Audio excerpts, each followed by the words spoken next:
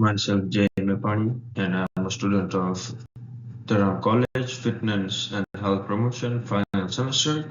And for today's topic, I'm covering smoking behavior among restaurant workers. So, first starts with the causes of smoking. So, smoking can cause long-term adverse effects on body, including heart disease, cancer, and diabetes. Whether smoked or chewed, tobacco is very dangerous to your health. Tobacco products contain unsafe substances from acetone and tar to nicotine and carbon monoxide, which are extremely dangerous to your health. So the real question is, why do people start smoking? There are three main reasons that people start to smoking, but in reality, it's very harsh. So the first reason is to look cool or look more mature, but in reality, smoking causes like premature aging and cancers, which is not cool. Like smoking is also started as an experiment. Even experimenting is dangerous because smoking leads to addiction, and some start to relieve stress. But study shows that stress levels of smokers are actually higher than the levels of non-smokers. Now I will I will connect you guys with an expert who is currently a smoker and will try to know about his story or why he started smoking.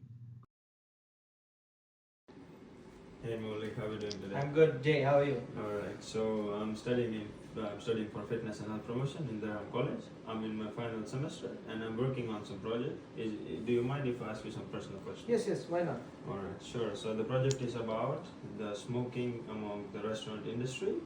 So do you still smoke? Yeah, I do smoke right now. So can you tell me when did you start smoking? To be honest, back home in India, me and my friends went on a trip to a different city, and it was a bus trip and everything. All of my friends were smoking and drinking. I didn't try drinking, but they insisted me to try the smoke at one time. So I started at that time. Then I quit when I came to Canada 2 years ago.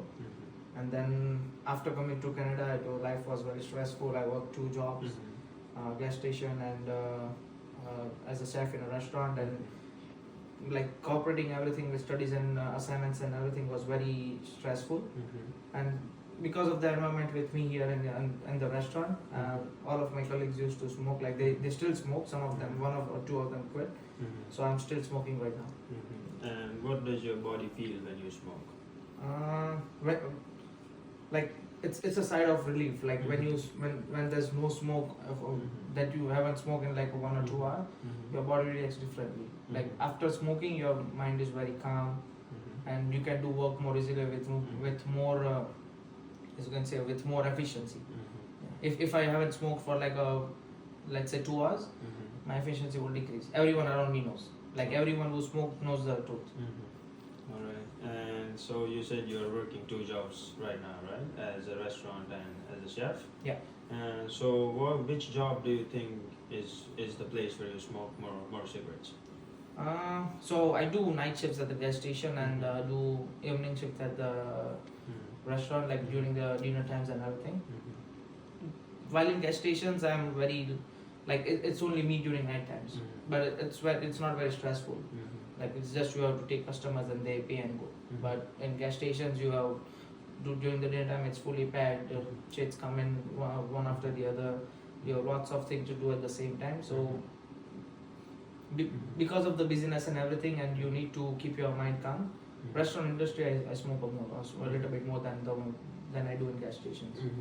So there was a survey which says that out of 100, 60% of restaurant workers smoke. To what extent do you think that's true?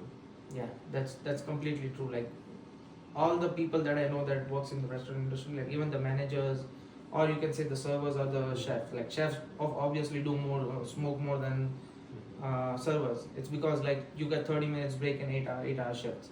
But if you are smoking, you get every 10 minutes extra every an hour. So that's extra break for you. Okay. And how many cigarettes do you? It depends. Probably 15 to 20 a day. So that's a pack, right? Yeah. And how hard is it for you to cope up with financial level if you are smoking this much a day? If I smoke a box a day, it hurts my pocket, but it's the thing, body needs it. You cannot resist it. If you try to resist it, reacts in a different way. Alright. And how often have you tried to quit smoking? 6 times to be very precise, but none of them worked out. Like every time I try to quit smoking, everyone has that it takes 21 days to get rid of a habit, but there's people around you, like people around me, everyone smokes. If I try to, I have to avoid days like going to shifts for 21 days, and that will hurt me in a different way. I have to go to job, everyone there smokes, so if I even if I don't smoke for a week, after that I go back again, again I have to smoke. And what other strategies do you think have you used to cope up with your quitting? I try to take breaks, I try to like eat gums and everything to get rid of the habit of like taking your hand to your mouth and smoking, but none of them worked out. Because it's your body needs it. That's the thing. All right. Thank you so much, Maulik, for this information. You have a great day. Thank you, Dave. No worries. Smoking. Smoking cigarettes can have many adverse effects on bodies, such as increased risk of heart disease, stroke, and different types of cancer, fertility problems, poor oral hygiene, skin problems, increased risk of neurological disorder, damage to blood vessel and narrowing of arteries, increased risk of lung disease, vision problem, and other health issues. So our main goal and main question is why restaurant industry's nicotine addiction has gone too far. Anyone who has ever worked in the restaurant industry is probably aware that lifeblood of these passionate chefs and staff is coffee and cigarettes. In 2015, over 43 million adult Americans were smokers, and in 2008, the top 6 tobacco companies made over $346 billion in profit. Out of those smokers, 30% of restaurant industries was said to be addicted, according to the report of CDC. And many experts have speculated that this is solely due to socio-economic structure of restaurant industry and its inclusion of non-wealthy young and lower-class individuals. So, how to quit? There are 4 methods to quit smoking. The first one is self-help method, where you are quitting by using personal strategies like reading materials or mobile apps without any formal support. The second is cold turkey method, which is stop smoking like immediately with like sharp gradual, without any aids, and you need a very strong willpower to follow the cold turkey method. The third one is tapering method, gradually reducing cigarette use over a period of time, and smoking cessation programs. Participating in structured programs often involve counseling, medication, or support groups. And that was the personal level. Now, how government can help? Governments and civil society groups can raise awareness on this topic in the community. Governments can also impose environmental tax on tobacco manufacturers, distributors, and consumers for carbon emissions, air pollution, and other environmental costs caused during the supply chain of tobacco products. Farmers can also be supported through government incentives to participate in crop substitution by growing more sustainable crops that will improve the livelihood of the community. And in this digital era, I have also raised about how AI can help. So there are 4 stages where AI is very helpful in identification, management, prognostication, and relapse prevention. So the first one is identification.